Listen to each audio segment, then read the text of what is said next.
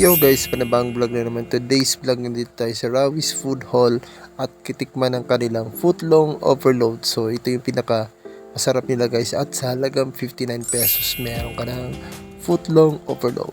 Ayan. At guys, meron siyang footlong with lettuce, with cheese and ketchup. So napakasarap ito guys. At dito lang yan guys sa Rawis Food Hall. Napakamura nga, 59 pesos, sisipin mo na lang. Saan ka pang bibili na ibang footlong? Dito lang yan sa Rawis Food Hall, Legazpi City. So, napakasarap na to guys at napakamura pa.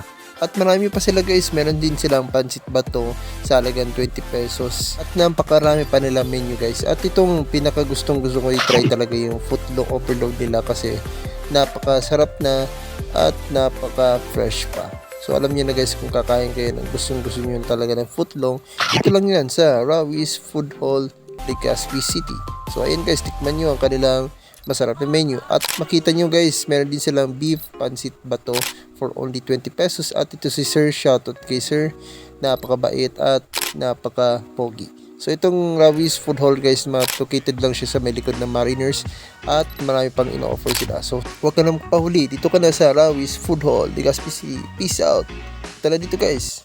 Dito lagi lamang good vibe, Bicolano influencer.